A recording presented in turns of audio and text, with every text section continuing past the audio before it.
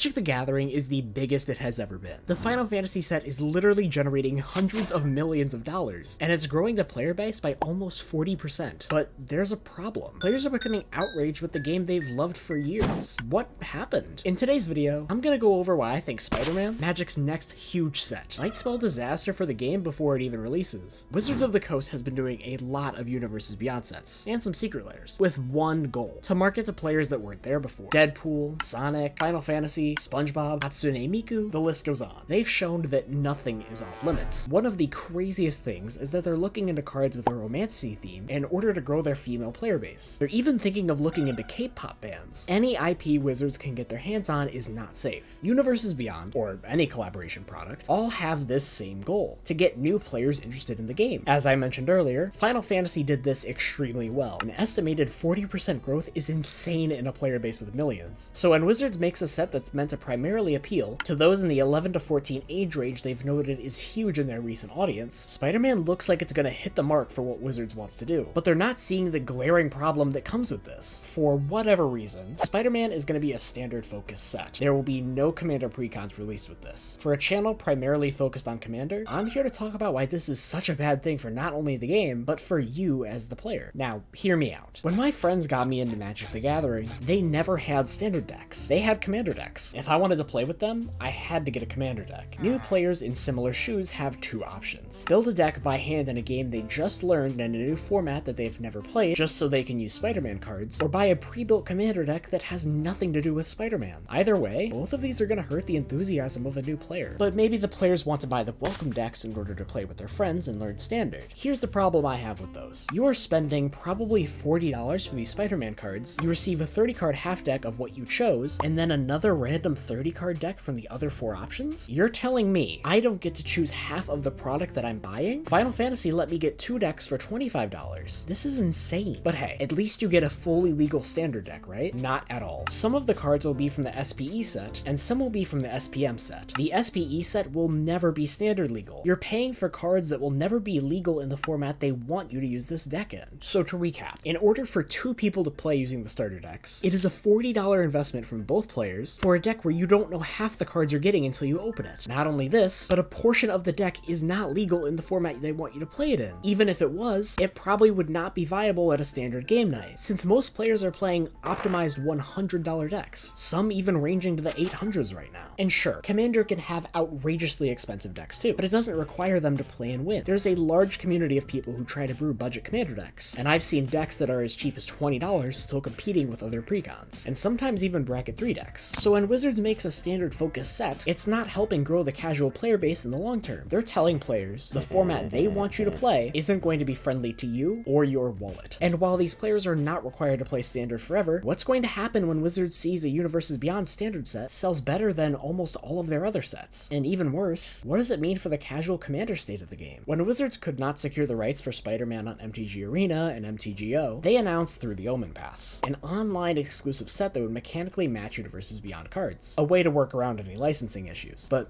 why is this a big deal? Through the Omen Path shows that standard sets are going to exist no matter what. If Wizards can't secure the rights to make Commander decks or have online cards, they don't need to bother. They can reskin the cards, slap them into online formats, and call it a day. From a business perspective, this seems obvious. Catering towards the competitive standard players who are willing to spend hundreds just because the format rotated out the cards is a great choice for cash, but showcases the biggest problem yet. Why cater to Commander players who only have to buy one deck? So it's clear what Wizards is doing. They're focusing their profit over their players. But what can you, the viewer, do about this? Please vote with your wallet. Skip the welcome decks where you cannot choose half of the deck. Ignore the scene box that gives you 3 boosters for the cost of 6. And most importantly, do not buy collector booster boxes to chase the Infinity Stones they desperately want you to collect. If we refuse to support these greedy tactics, we send a message as a community. We don't want you to focus on churning out Universes Beyond every single set. We want Magic the Gathering, and we want to see the universes within.